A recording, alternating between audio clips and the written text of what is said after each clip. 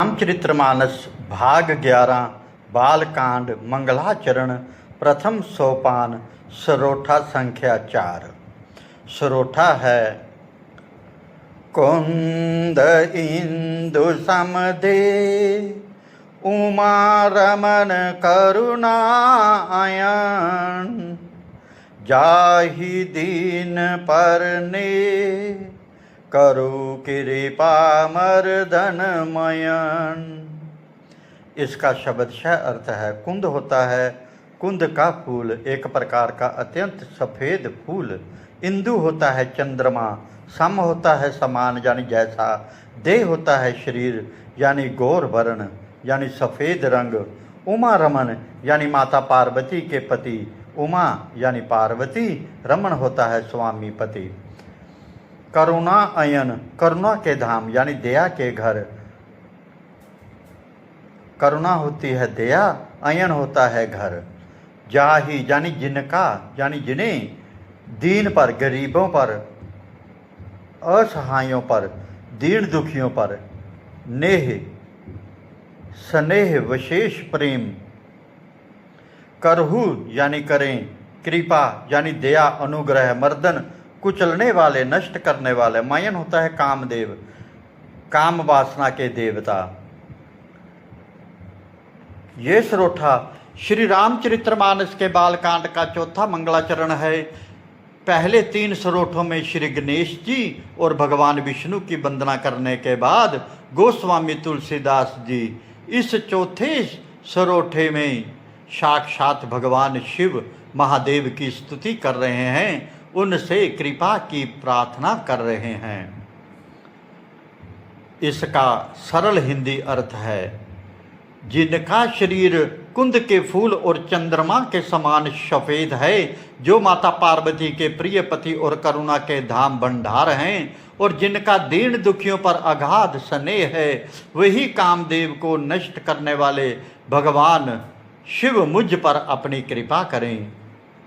भावार्थ, इस सरोठे में भगवान शिव के स्वरूप और उनके आध्यात्मिक गुणों का बहुत ही सुंदर और गहरा विवेचन किया गया है।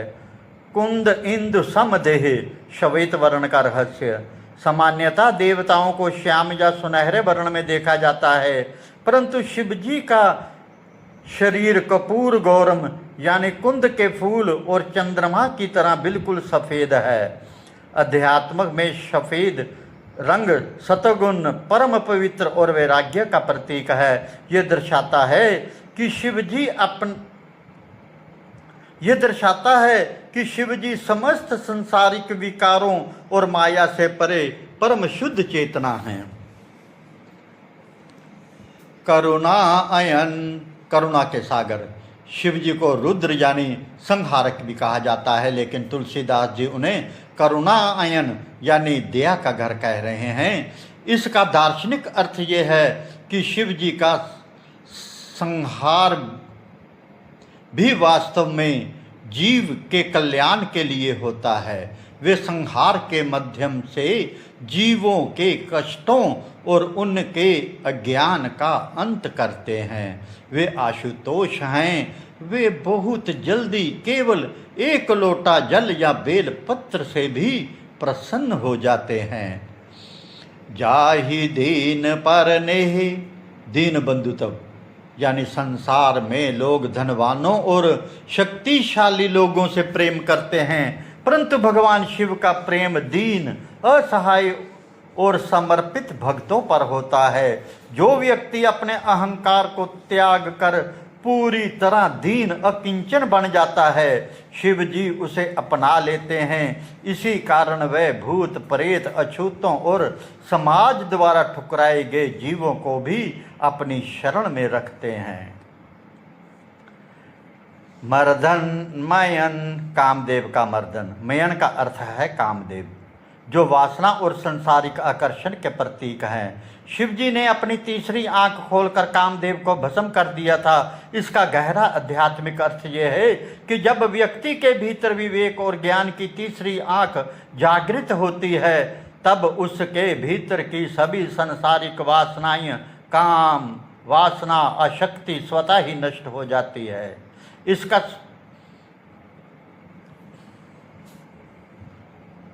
तुलसीदास जी प्रार्थना कर रहे हैं कि शिव जी उनके भीतर की वासनाओं का भी मर्दन कर दे, ताकि उनका मन विशुद्ध रूप से राम नाम में लीन हो सके।